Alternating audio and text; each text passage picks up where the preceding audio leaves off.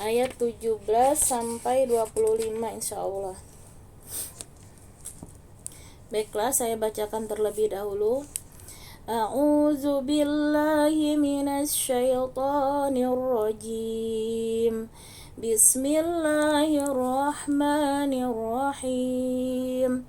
Falam taqtuluhum walakinallaha qatalahum wama ramaita iz ramaita walakinallaha rama waliyubliyal mu'minina minhu bala'an hasana innallaha sami'un alim. Falam, maka tidak atau bukan,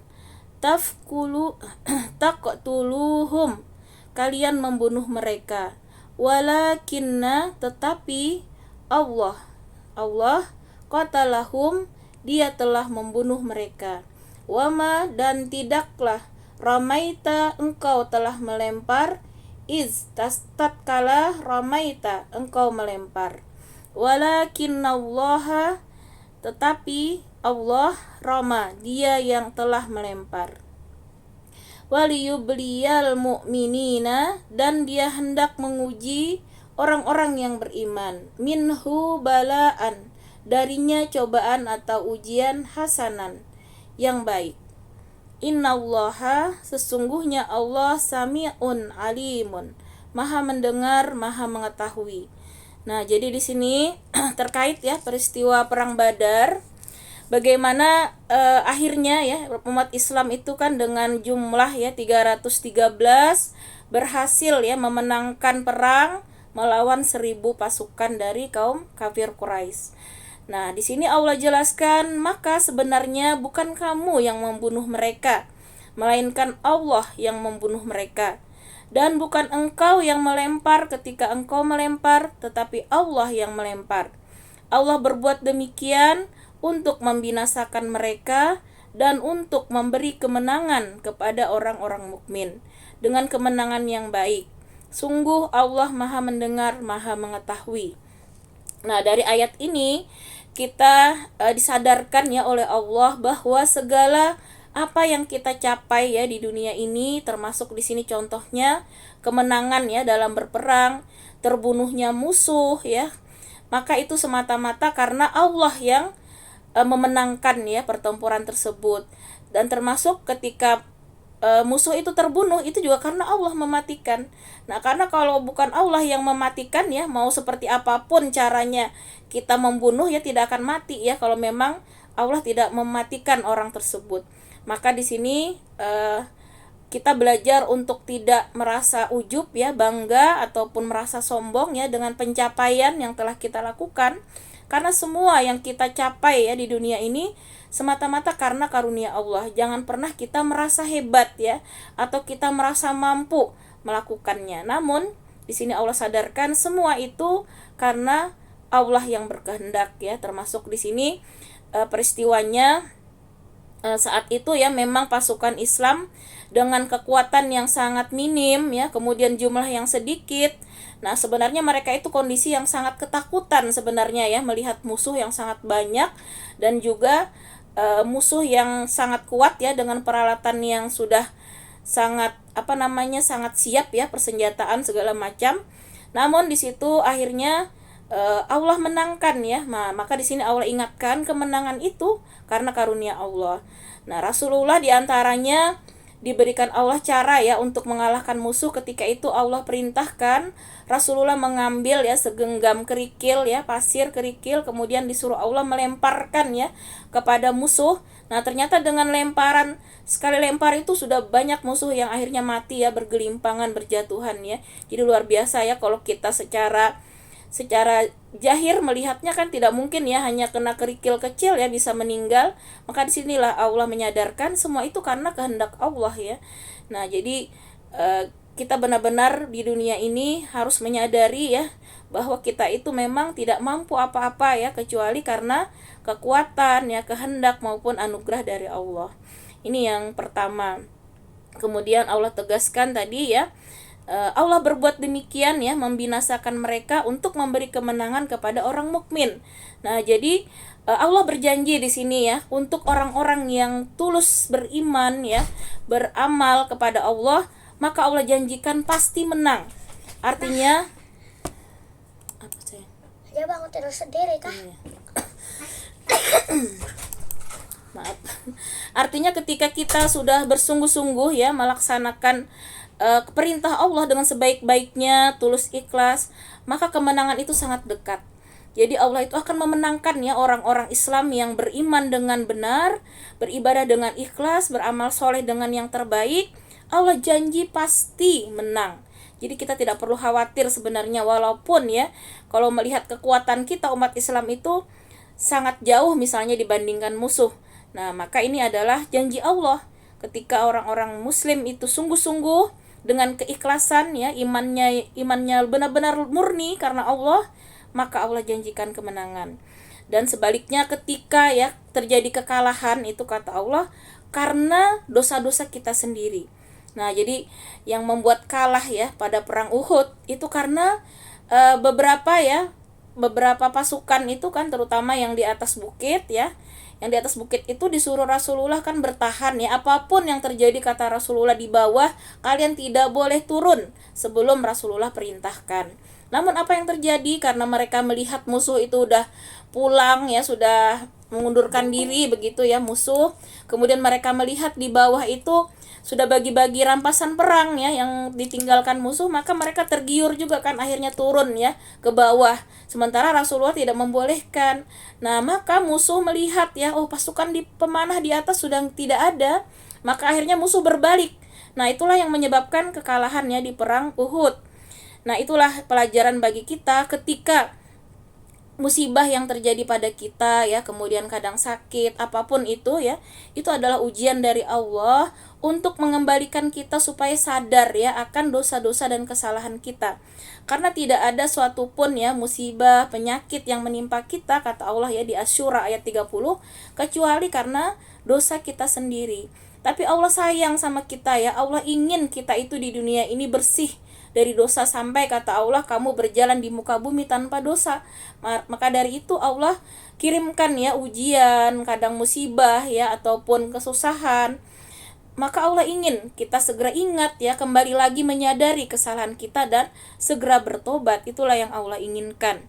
Nah, maka di sini pernah ya suatu ketika pasukan kaum muslimin ya menyerang suatu wilayah ya, di situ sampai berbulan-bulan mereka tidak bisa menaklukkan wilayah tersebut. Akhirnya mereka introspeksi ya, apa ini masalahnya ya, kok bisa kita tidak berhasil begitu ya menaklukkan musuh, padahal ketika itu umat Islam sudah mempunyai kekuatan yang lumayan ya dan pasukan yang sudah banyak ya. Akhirnya mereka mengingat-ingat lagi apa dosa-dosa kita. Jadi di situ mereka sungguh-sungguh ya beristighfar, sungguh-sungguh bertobat, kemudian mengingat-ingat lagi, kira-kira apa perintah Rasulullah yang belum kita laksanakan. Nah, mereka koreksi satu-satu, apa yang wajib kayaknya udah lengkap begitu ya. Kemudian mereka cari-cari lagi, sunnah-sunnah apa kira-kira yang belum kita laksanakan. Nah, akhirnya ada yang ingat, satu sunnah Rasul kita lupakan. Apa itu? Kata sahabat yang lain. Ternyata satu yang mereka lupakan yaitu bersiwak, ibu-ibu ya. Nah, jadi bersiwak ini salah satu sunnah Rasul ya, kebiasaan Rasul. Jadi Rasul itu bahkan siwak itu selalu beliau bawa ya kemana-mana. Sampai tidur pun ya, di samping tempat tidur beliau itu beliau bawa. Mungkin ibu-ibu tahu ya kayu siwak ya, itulah untuk Rasulullah ya bersiwak. Sebelum sholat khususnya ya, beliau selalu bersiwak ya. Jadi cara beliau bersiwak itu nanti dibersihkan ya dengan air oleh istri beliau ya, kalau sudah habis bersiwak itu dibersihkan, dan itu selalu beliau bawa. Bahkan setelah bangun tidur beliau langsung bersiwak ya, ketika habis makan mau sholat. Jadi tidak pernah lepas tuh beliau bawa ya kayu siwak itu. Nah, akhirnya sahabat tadi ingat, oh iya satu sunnah Rasul kita terlupakan. Maka diperintahkan semua pasukan ya untuk melaksanakan bersiwak. Alhamdulillah ibu-ibu, langsung ya pasukan itu ternyata berhasil ya masuk ya ke dalam ke dalam wilayah tadi yang mereka sudah mereka kepung tapi tidak bisa masuk ya. Dengan satu sunnah ini yang mereka lupakan dan akhirnya mereka laksanakan, mereka berhasil menguasai wilayah tersebut. Nah, padahal itu kalau kita lihat itu sunnah ya, bukan yang wajib. Apakah lagi kalau kita misalnya meninggalkan yang wajib atau meremehkan yang wajib, sudah pasti ya akan mengundang ya azab Allah ya, mengundang bencana ya, karena yang sunnah saja kalau kita lalaikan itu akan mengurangi ya pertolongan Allah.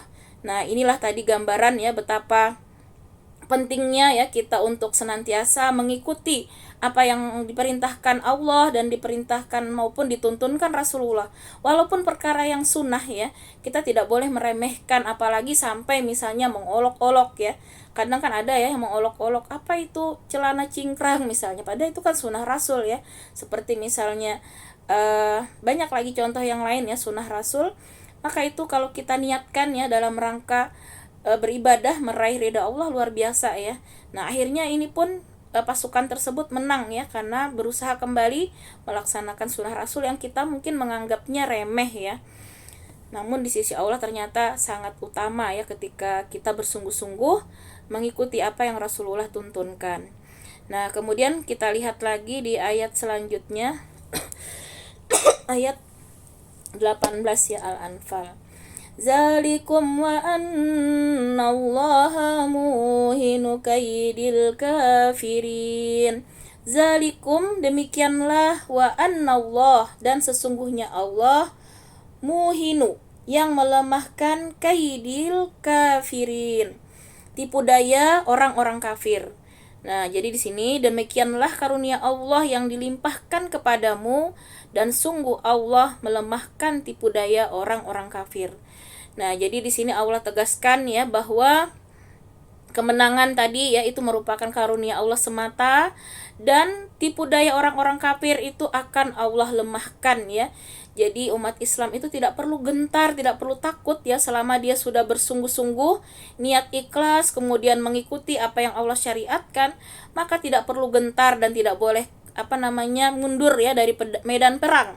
Nah, harus penuh semangat ya, karena orang-orang kafir itu akan Allah lemahkan, termasuk Allah akan buat hati mereka itu takut ya. Jadi kalau dulu itu ya orang kafir itu baru mendengar ya sebulan perjalanan ya Rasulullah itu sudah mau berangkat gitu ya menyerbu mereka yang tadi memerangi Islam, itu mereka udah ketakutan ya, belum melihat pasukannya ya, mungkin kalau dihitung masih sebulan lagi baru sampai ya. Mereka udah takut ya, dibuat Allah hatinya itu sangat takut ya. Jadi umat Islam zaman dahulu itu benar-benar ditakuti ya, karena Allah berjanji memang ya, ketika tadi sungguh-sungguh ya berjuangnya itu karena Allah, maka tidak ada kekuatan di dunia ini yang bisa mengalahkan mereka. Nah, yang bisa mengalahkan itu tadi ketika umat Islam itu sudah menjauhi ya aturan Allah, sudah banyak yang menyimpang ya, sudah banyak melakukan kemaksiatan, maka tidak ada bedanya akhirnya dengan orang-orang kafir ya, tidak bernilai ya di sisi Allah. Nah, inilah pelajaran ya dalam kehidupan kita. Ketika kita mengalami masalah apapun ya, maka hendaknya kita segera kembali kepada Allah, itu yang pertama. Kembali introspeksi ya, mungkin ada dosa-dosa yang telah lalai kita taubati, sehingga Allah ya menegur kita dengan ujian. Dan yang juga diberikan nikmat pun juga kita harus hati-hati, karena ujian itu tidak selalu ya bentuknya kesusahan, penyakit ya. Bisa jadi nikmat itu juga cara Allah menguji kita. Apakah ketika diberikan kita kesenangan, kesehatan ya, waktu luang misalnya, itu kan termasuk nikmat ya, nikmat iman ya, apakah kita bisa menggunakannya ya di jalan Allah, mensyukurinya. Nah, jika kita lalai ya bersyukur, lalai menggunakan nikmat di jalan Allah, itu juga suatu kegagalan ya dalam menempuh ujian ya dari Allah. Jadi banyak kadang orang yang gagal ya diuji ketika dengan diberikan nikmat ataupun kesenangan. Nah, kemudian di ayat 19 kita lanjut.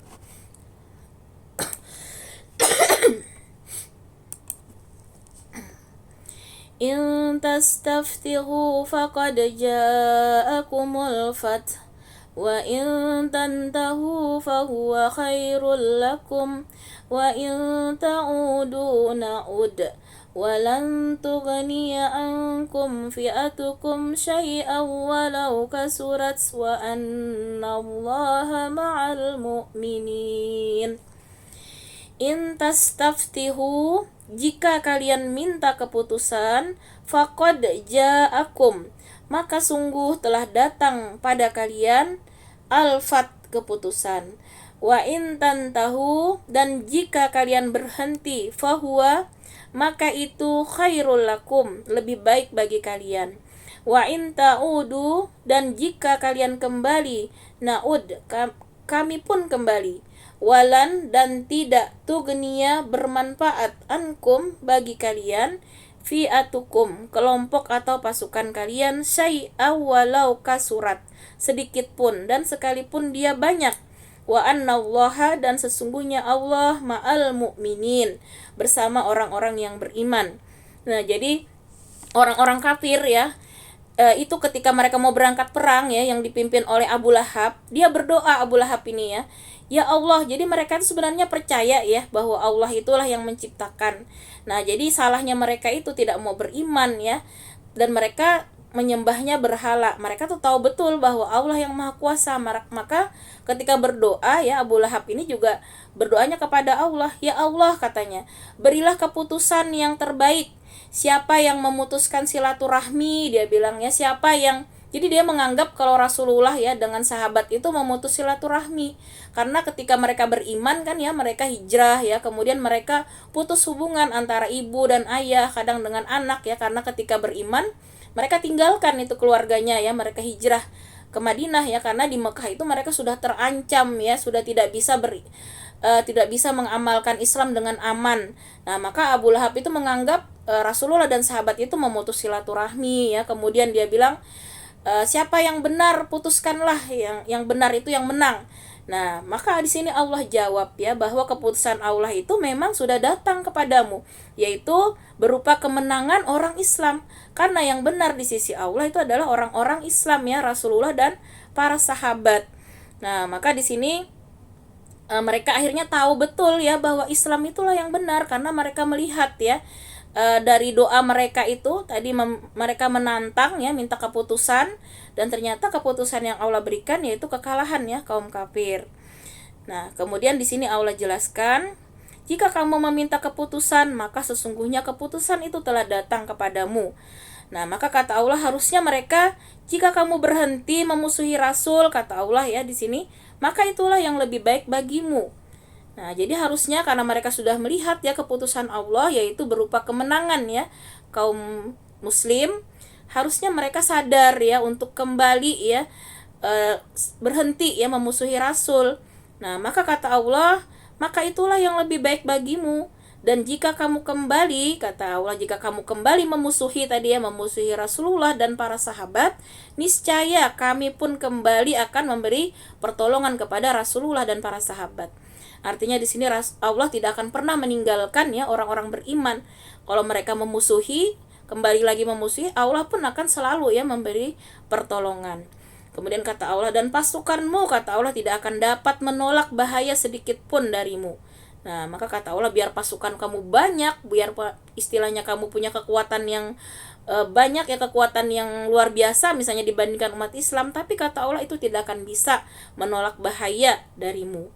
Biarpun jumlahmu pasukannya banyak, kata Allah, karena Allah berserta orang-orang beriman. Jadi Allah berjanji di sini ya akan membersamai, menolong, dan akan memenangkan orang-orang yang beriman tadi, dengan syarat tentunya iman yang murni, ikhlas, tulus ya, yang tidak bercampur sedikit pun dengan kesyirikan, yang niatnya benar-benar ikhlas meraih ridha Allah, maka itulah jaminan dari Allah kemenangan. Nah, artinya dalam kehidupan ini ya, ketika kita sudah sungguh-sungguh ya di jalan Allah, kita tidak perlu takut dengan apapun ya, dengan kemiskinan, dengan apapun misalnya, dengan ancaman atau apapun dari orang-orang kafir sekalipun ya, walaupun terlihat mereka itu kuat, maka tidak akan bisa ya menolak ya kekalahan, karena Allah berjanji akan memenangkan orang-orang yang beriman. Nah, disinilah kita harus terus semangat ya untuk membela agama Allah, tidak perlu gentar ya dengan musuh-musuh Allah ya, selama kita sudah berjuang ya dengan ikhlas, dengan tulus ya hanya mengharap ridha Allah, maka yakinlah ya kemenangan itu pasti akan berpihak kepada orang beriman.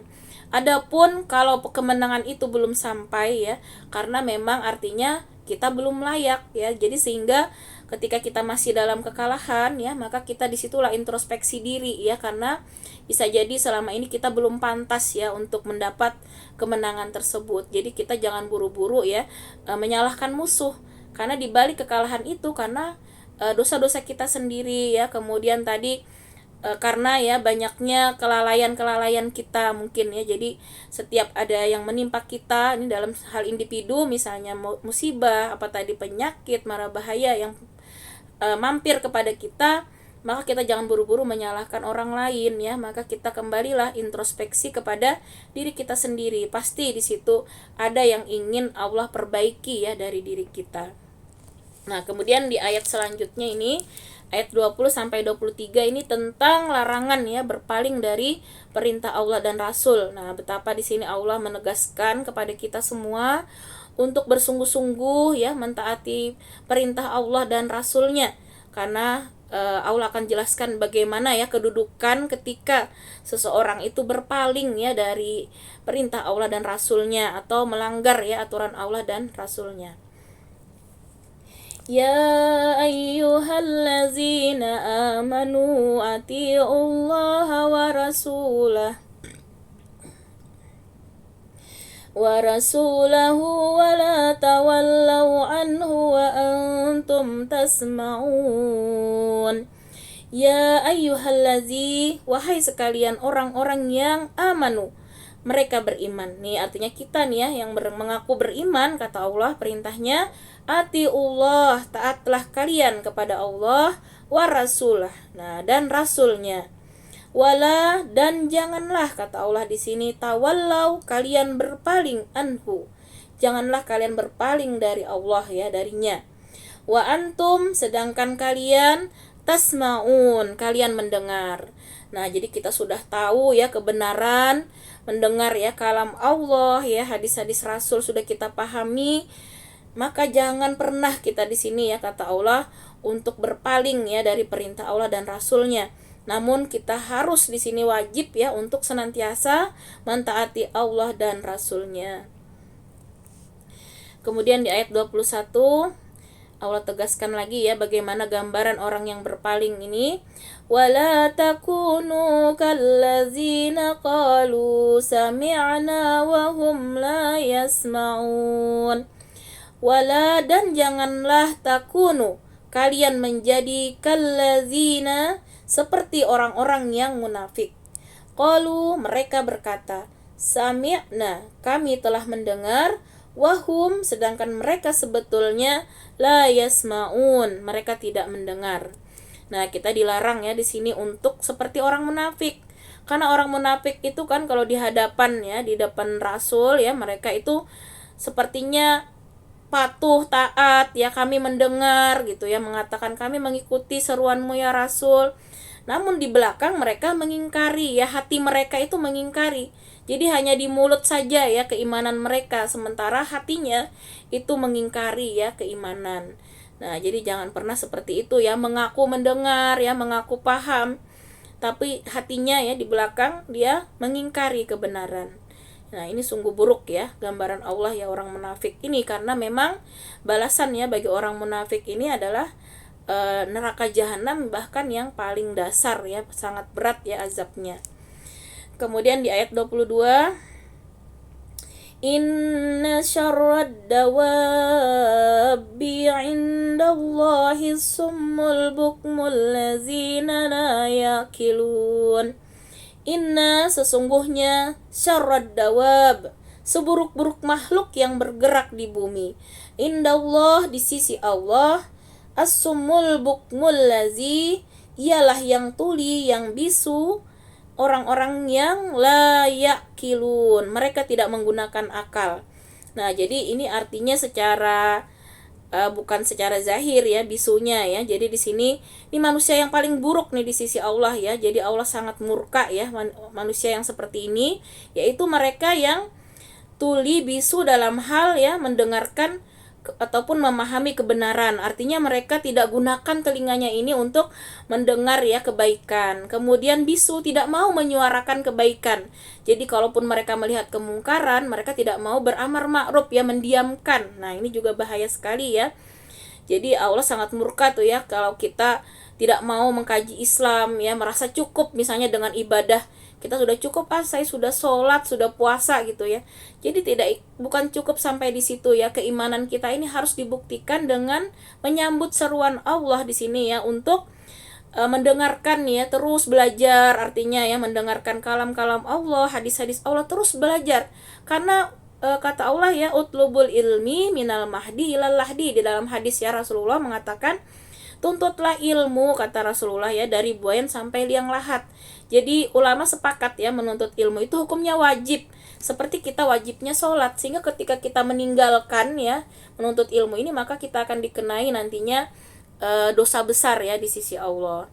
Maka dari itu kita harus terus gunakan ya telinga kita, akal kita ya, hati kita untuk terus menuntut ilmu dan berusaha memahami ini yang Allah inginkan ya.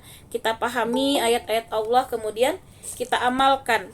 Nah, itulah ya tujuan kita menuntut ilmu. Bukan hanya kita banyak-banyakan tahu begitu ya, tapi kita berusaha memahaminya, kemudian berusaha mengamalkan. Itulah yang Allah inginkan. Kemudian jangan kita diam saja ya, tadi ketika melihat kemungkaran ya, jangan seperti orang bisu membiarkan. Jadi kalau kita melihat kemungkaran ya, yang bisa kita lakukan, yang pertama tentunya dengan kekuasaan ya. Kalau misalnya kita memiliki jabatan misalnya ya, ada aturan yang sekiranya itu bertentangan misalnya dengan syariat Allah, misalnya seperti perjudian misalnya. Nah, ada di daerah kita, sementara kita penguasa, ini yang pertama kita harus buat aturan ya, yang menutup ya, buat aturan menutup ya tempat-tempat maksiat, tempat judi itu kita harus lakukan tuh kalau kita punya kekuasaan. Itu yang paling pertama. Ini dakwah yang paling efektif ya, karena ketika kemaksiatan itu tidak diberi ruang ya, tidak diberi tempat, itu akan lebih mudah ya menghilangkan kemaksiatan ya.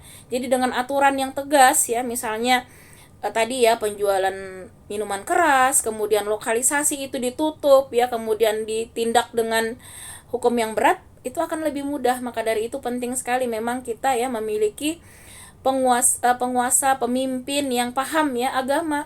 Karena ketika kemungkaran itu dibiarkan ya, itu akan mengundang azab Allah secara merata. Jadi ketika tidak ada yang beramar ma'ruf nahi mungkar, semuanya akan kena azab. Karena Rasulullah sampaikan di dalam hadis ya, kita ini kan ibarat satu kapal. Jadi kalau misalnya kapal itu ada yang membocorin ya, membolongin, sementara tidak ada yang menegur, ya semua akan tenggelam. Nah, jadi kalau kemaksiatan itu tidak ada yang beramar ma'ruf ya, maka semua ya akan kena azab di situ secara merata. Maka sahabat itu bertanya, bagaimana ya Rasul? Di situ ada orang-orang beriman, orang-orang yang baik. Kata Rasul ya, memang dia akan meninggal ya, kena azab, kena juga ataupun kena timpa azab. Namun kata Allah ketika dibangkitkan, kalau dia sudah berusaha ikut ya beramar ma'ruf, mengambil bagian, entah dengan misalnya dengan mengingkari, dengan doa ya, dengan misalnya nasihat. Yang penting dia ada upaya di situ bersama-sama beramar ma'ruf nahi mungkar ya. Misalnya sudah ada usaha, maka kata Allah dia akan dibangkitkan dengan rahmat Allah. Namun ya ini kita perlu ya untuk mencegah ya kan, sebelum azab Allah itu benar-benar datang ya. Jadi kita berupaya di sini tidak bisu, kata Allah ya, tidak diam. Nah, apalah yang kita bisa lakukan? Misalnya dimanapun peran kita sebagai ibu misalnya ya, berusahalah kita mendidik anak-anak kita ya, minimal yang kita bisa kuasai ya, anak-anak kita, keluarga kita, untuk tidak ya menjadi bagian dari kemaksiatan, misalnya seperti itu. Jadi ini ya makhluk yang sangat buruk, kata Allah ya, ketika dia membiarkan saja tadi kemungkaran ya. Allah sangat murka ternyata kalau jadi sebenarnya kita bersyukur ya kalau ada orang-orang yang sungguh-sungguh ya berdakwah, harusnya kita dukung ya, bukan malah dibilang teroris lah sekarang, itu kasihan ya. Jadi ulama-ulama itu didiskreditkan ya, dicap macam-macam ya, teroris segala macam. Padahal kita menemukan kadang ulama itu memang benar-benar dia ingin beramar ma'ruf nahi mungkar ya, harusnya. Nah, inilah juga ya salah satu ketika umat Islam itu ya sudah semakin jauh ya dengan Islam ya, dengan Al-Qur'an, dengan hadis, maka kata Allah akan kami kuasakan pemimpin yang buruk. Nah, pemimpin yang zalim. Jadi sebenarnya gambaran pemimpin itu adalah gambaran masyarakatnya. Kalau masyarakatnya itu sungguh-sungguh beriman, bertakwa, kata Allah, maka dia akan dikuasakan pemimpin yang adil. Nah, sebaliknya ketika masyarakatnya rusak, ya, masyarakatnya juga dominan maksiat, maka Allah juga akan angkat pemimpin yang buruk.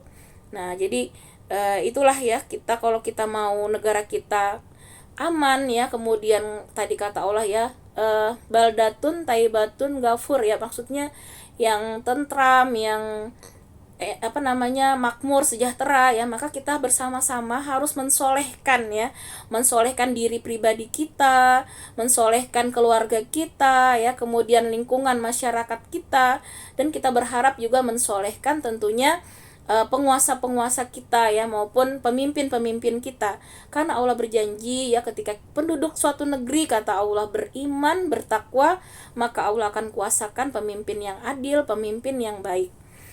Nah, jadi ini juga ya salah satu yang kita pahami, yang paling efektif itu memang dakwah yang pertama ya, dengan kekuasaan.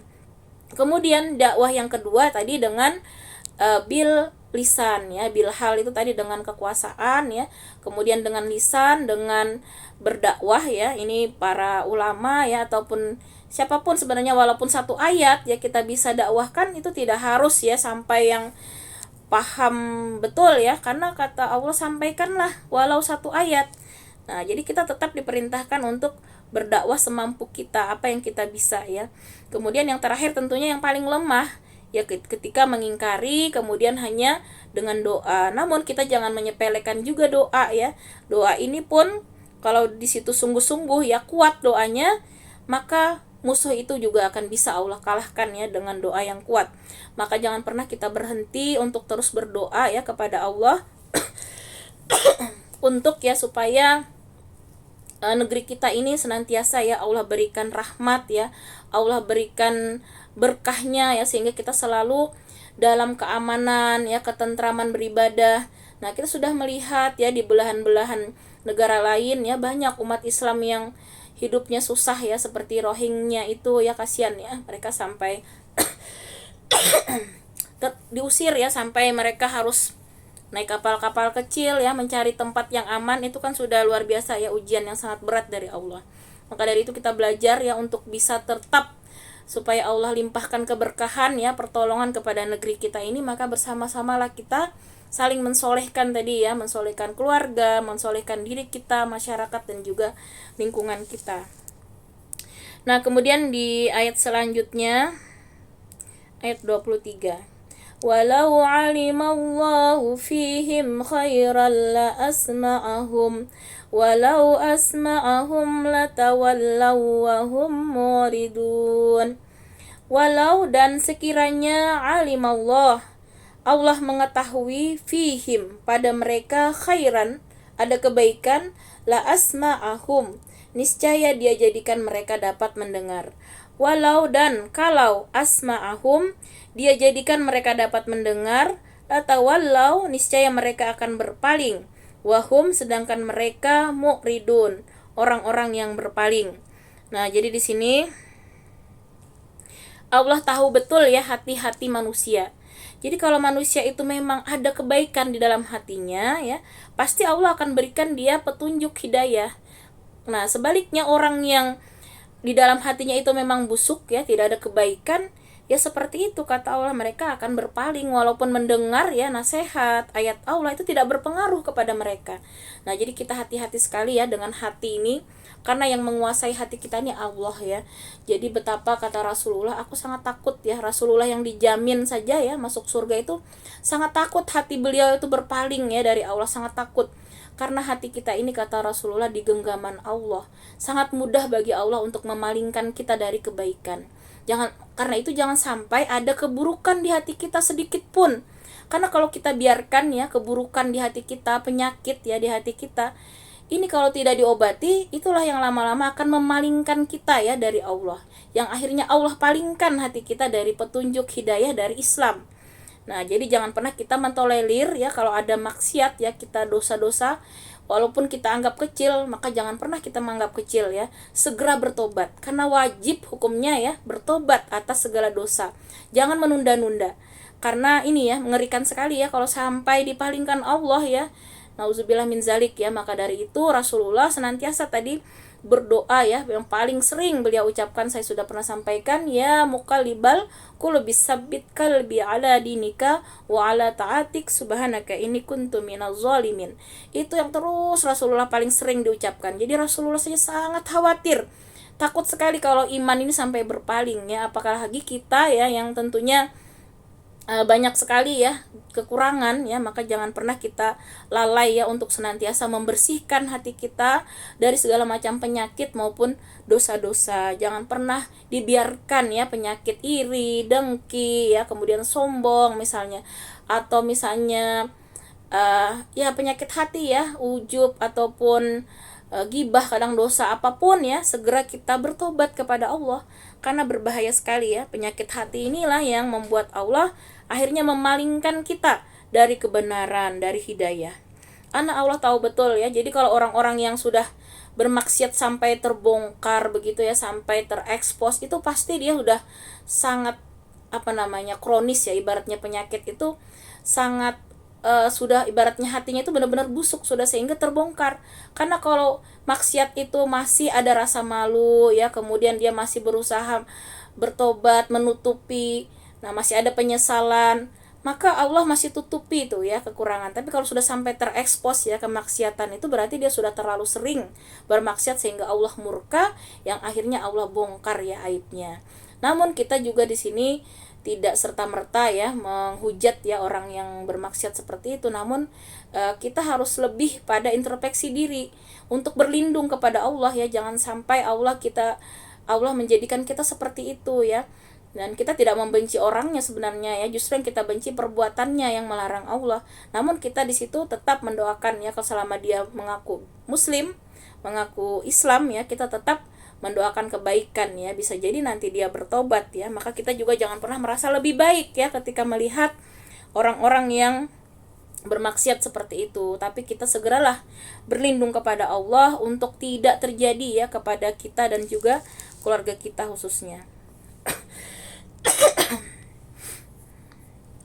Nah kemudian ini tadi ya, jadi kita benar-benar harus menjaga hati ya, untuk senantiasa tazkiyatun nafs ya, membersihkan hati kita dari segala macam penyakit maupun dosa-dosa.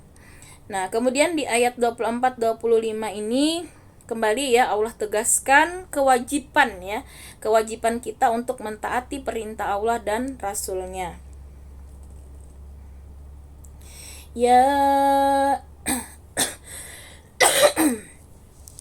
Ya ayyuhallazina amanu stajibu lillahi walir rasuli iza da'akum lima yuhyikum wa'lamu anna allaha yahulu bainal mar'i wa qalbihi wa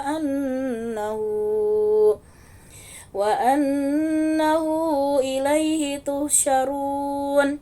Ya ayyuhallazina amanu. Nah kembali Allah berseru, wahai sekalian orang-orang yang beriman. Nah ini kita harus hati-hati ya.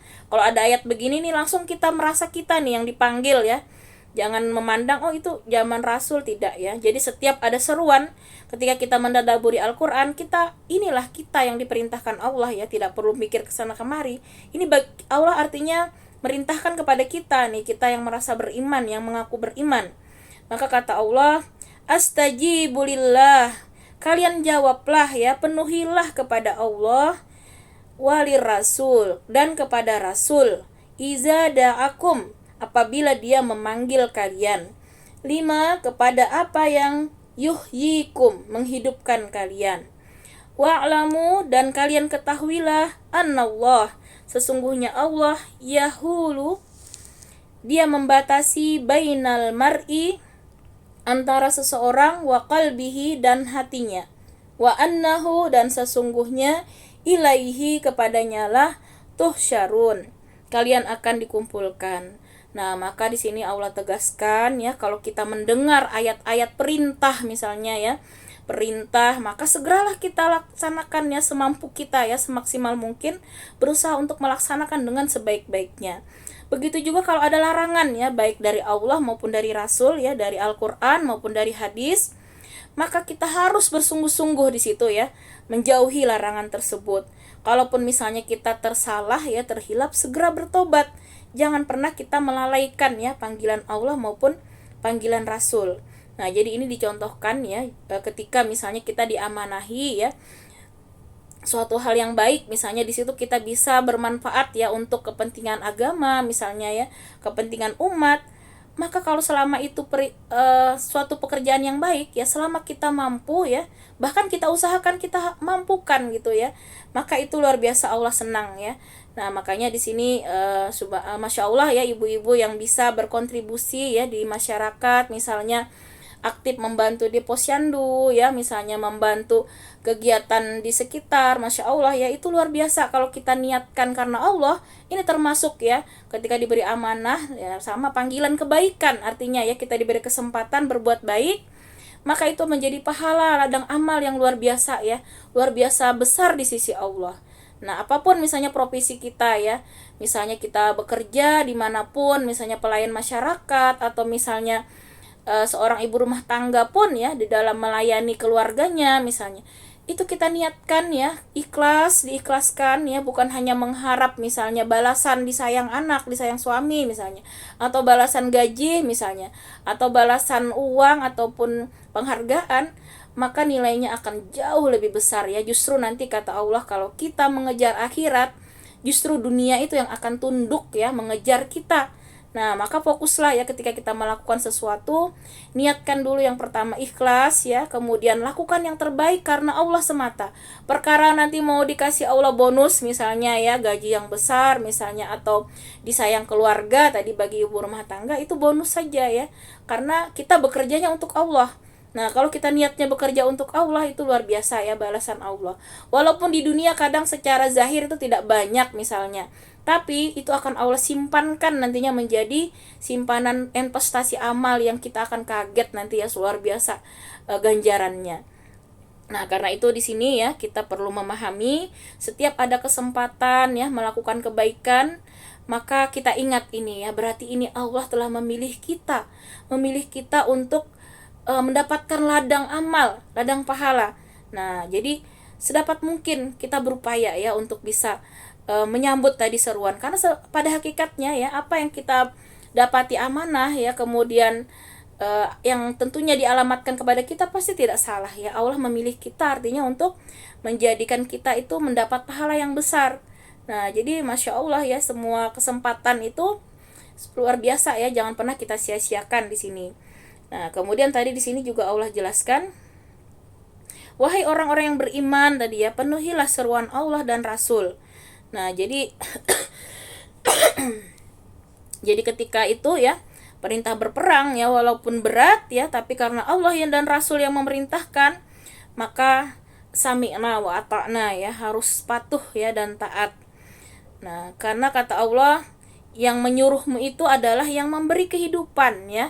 Nah, jadi yang menyuruh itu melakukan tadi amanah-amanah itu pada hakikatnya kan kalau dialamatkan kepada kita, itu sebenarnya amanah yang Allah berikan kepada kita.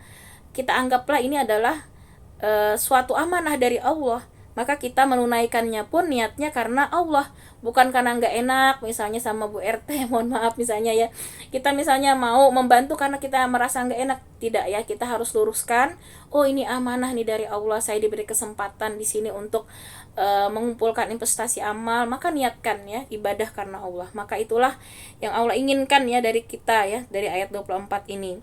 Jadi ketika ada kesempatan tadi ya berbuat baik, nah maka ini kita lakukan karena seruan Allah dan Rasulnya yang memerintahkan kita untuk menyambut ya setiap kesempatan berbuat baik.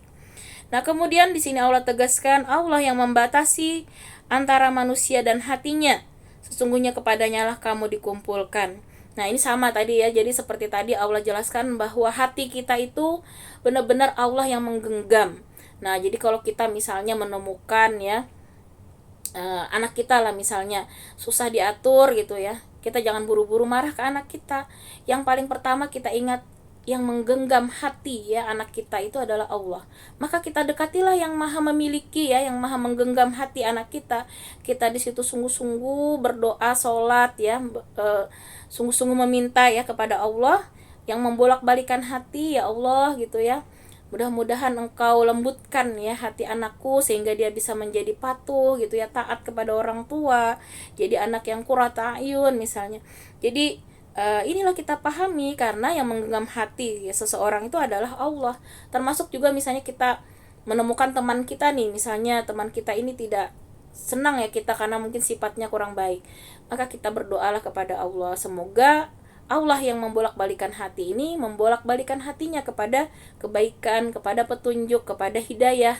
Dan tentunya kita berupayalah mengajak dia misalnya mengaji ya, mengajak dia misalnya mendekati Allah ya dengan memahami Al-Qur'an ya, mendekati Allah dengan memahami hadis.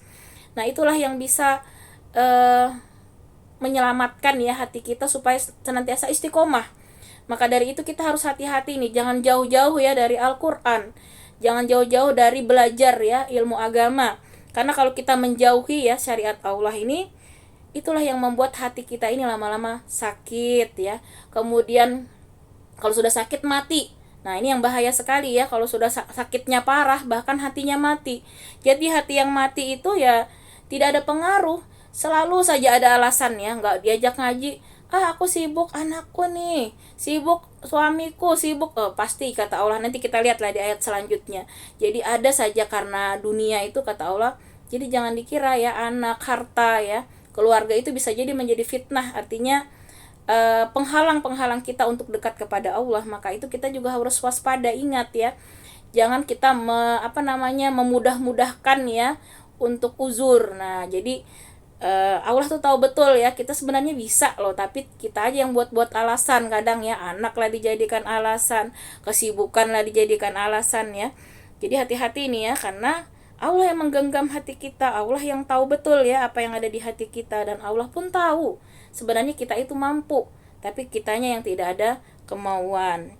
Nah, jadi ini makanya sama-sama ya kita amalkan tadi ya, muqallibal qulubis sabbit qalbi ala dinika, boleh sampai situ ya, atau mau ditambah yang panjang boleh. Jadi intinya senantiasalah kita berdoa kepada Allah, wahai yang membolak-balikan hati, teguhkanlah ya hatiku, imanku ya kepada agamamu yang lurus. Nah, kita minta di situ untuk keteguhan hati dalam beriman, berislam. Karena Allah tegaskan bahwa sesungguhnya kata Allah, kepadanya lah kamu akan dikumpulkan. Nah, jadi kita harus ingat, kalau kita di dunia ini seenaknya ya, tidak mau ikut aturan Allah, ingat, kita semua akan kembali kepada Allah, mempertanggungjawabkan ya semua yang kita ambil di dunia ini, semua yang kita laksanakan. Ya ibaratnya, mungkin sudah sering ya orang mengibaratkan kalau kita ke supermarket gitu ya, silahkan situ ambil segala macam gitu, mau penuh keranjang, tapi ingat pas keluar kita harus bayar kan ya, bayar ke kasir gitu, artinya kita harus tanggung jawab tuh yang diambil itu ya, harus dibayar gitu. Nah, sama juga di dunia ini, mau dilaksanakan mau yang haram apa tabrak, ingat ada tanggung jawab ya, menghadap Allah. Kata Allah, kamu akan kembali kepadaku, kata Allah di sini tadi ya, dan kembali kamu akan dikumpulkan. Nah, demikian. Kemudian yang terakhir ayat 25, wattaqu fitnatan la tusibanna allazina zalamu minkum khassah wa'lamu annallaha syadidul iqab. Dan peliharalah dirimu dari siksaan yang tidak hanya menimpa orang-orang yang zalim saja di antara kamu. Ketahuilah bahwa Allah sangat keras siksanya. Nah, jadi di sini kembali Allah ingatkan kepada kita ya untuk memelihara diri kita dari siksaan yang tidak hanya menimpa orang zalim saja. Nah, tetapi Allah akan meratakan ya siksaan itu ketika kita tadi tidak mau ya beramar ma'ruf nahi mungkar ya, tidak mau menolong agama Allah, membumikan agama Allah ya. Ini kalau kita misalnya pengajian ini ya tidak kita jaga ya, kita akhirnya berhenti misalnya, maka ya artinya kita tidak mau ya menghidupkan ya syiar Allah bahaya ya, bisa jadi akan mengundang nanti murka Allah dan azab Allah. Karena itu kita berusahalah saling mengingatkan ya untuk senantiasa istiqomah ya, senantiasa istiqomah menuntut ilmu khususnya di lingkungan kita ya. Kita harus hidupkan ini terus ya, dalam rangka terus kita mensiarkan ya agama Allah, saling. Jadi upaya kita terlibat ya dalam suatu pengajian begini adalah salah satu wujud kita sudah ikut beramar ma'ruf nahi mungkar. Jadi amar ma'ruf itu kan artinya kita berusaha mendengar ya kebaikan-kebaikan ya, kemudian kita juga berusaha nantinya mencegah kemungkaran ya, baik dari diri kita pribadi maupun keluarga kita maupun masyarakat. Jadi kalau kita melihat nanti ada kemungkaran ya, kita berusaha lah tadi melakukan 3 hal tadi ya dalam dakwah itu, mana yang kita bisa, apakah dengan kekuasaan, apakah dengan nasihat, yang kedua ataukah dengan berdoa minimal itu. Jadi jangan sampai kita tidak pernah mengambil bagian. Nah, ketika kita tidak mengambil bagian, ini tadi ancaman Allah ya, maka siksaan itu kata Allah akan menimpa bukan orang yang zalim saja, tapi akan merata tadi ya, kata Allah bahwa Allah tegaskan siksa Allah itu sangat keras ya, sangat ngeri ya azab Allah itu. Nah, di dunia saja sudah Allah ajab ya, apalagi nanti di akhirat. Jadi kita tidak bisa merasa soleh sendiri ya, cukup soleh sendiri tidak bisa ibu-ibu. Jadi kita memang harus bersama-sama ya, saling beramar ma'ruf nahi mungkar ya. Tidak bisa cukup sudah yang penting aku, keluargaku. Tidak bisa ya. Ini karena kalau lingkungan kita buruk ya sulit ya. Ini pengalaman ya. Mungkin mudah-mudahan lah tidak segera ada tindakan ya. Jadi ada salah satu ya murid saya itu yang hampir ya dari semester awal kemarin ya, semester genap ini tidak pernah masuk. Nah, ternyata dari statusnya kami lihat ya, nauzubillah min zalik ya, ternyata dia dugem ya. Nah, ternyata saya aja kaget ya ibu-ibu, ternyata di Bontang itu ada ya dugem gitu. Saya sampai bingung, ini dia di mana sih, konser apa ini, geleng-geleng musik begitu ya, yang kayak diskotek gitu ya ibu-ibu. Iya, kata teman-teman ada loh itu di Bontang katanya. Saya sampai kaget, oh ya Allah, astagfirullah, aku di Bontang ada ya ternyata. Nah, jadi ternyata katanya di situ juga kan bebas ya anak-anak itu minum minuman keras, nauzubillah ya, summa nauzubillah. Nah, mudah-mudahan ini nanti menjadi mungkin ya pihak-pihak penguasa ya, pemerintah untuk bisa segera mengantisipasi ya, karena korbannya ini anak-anak kita nih ya, yang harusnya kan mereka itu tidak bebas ya masuk ke tempat seperti itu, kan harusnya ya anak mereka itu kan masih sekolah di bawah umur, kok bisa gitu ya mereka masuk. Itu kan sangat, kami sebagai guru itu benar-benar shock ya, dan akhirnya kami sampaikan ke orang tua ini harus memilih. Kalau anak ini benar-benar mau berubah, bertobat, ya tetaplah bisa sekolah di sini. Tapi kalau dia tidak bisa mengikuti aturan, silahkan saja mengundurkan diri. Ternyata orang tuanya nggak sanggup ibu-ibu, karena anak-anak ini ternyata teler terus. Jadi pernah didatangi ke rumah itu nggak nyambung, kayak orang mabuk gitu ya, mabuk sampai orang tuanya dibentak, dimarahin, sampai orang tuanya pun dilawan begitu dengan keras. Nauzubillah min zalik ya. Jadi anak ini sudah susah sekali diatur. Akhirnya orang tuanya menyerah, ya sudah kami mengundurkan diri, nggak tahu sekolah kemana akhirnya. Karena kami juga khawatir ya kalau dia nanti akhirnya memberikan pengaruh buruk kepada temannya. Nah, kami khawatir, kami ya tegas juga kalau memang anak ini tidak mau dibina ya apa boleh buat. Orang tua harus kami kembalikan gitu ya, bagaimana. Jadi ternyata di Bontang ini ada kata anak-anak itu yang menjual minuman keras dengan bebas. Nauzubillah min zalik ya, saya juga kurang tahu di mana, tapi ini perlu menjadi perhatian. Bahkan ada anak murid saya yang cerita, dia tinggal di daerah Rawa Indah itu, katanya di pasar itu ada bu, katanya dekat rumah saya loh bu, bandarnya katanya.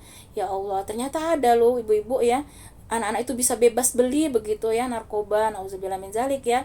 Ya, jadi mudahan saja ya ini menjadi perhatian, karena tadi ya kalau lingkungan kita buruk ya, anak-anak itu terpengaruh ya, kita sulit juga kan ya. Saya turut merasakan ini karena murid-murid saya ya, ada yang di Loktuan, di Berbas ya, di penjuru Bontang ini, kalau dia habis itu menyebar ya. Jadi informasi dari anak-anak seperti itu ya. Saya cuma ini bisanya ke anak-anak, kalian harus kuat ya dengan iman, ibadah supaya terhindar. Jangan sampai kalian dekati hal-hal seperti itu. Nah, padahal kata anakku dekat banget bu, tetangga bu katanya. Iya, nauzubillah ya, summa nauzubillah. Jadi ini tadi perintah Allah ya, kita untuk tidak soleh sendiri ya. Allah perintahkan untuk kita menjaga juga ya kesolehan keluarga dan lingkungan kita, supaya siksa Allah itu tidak Allah turunkan ya kepada kita ya. Walau alam bisawab. Kurang lebihnya mohon maaf.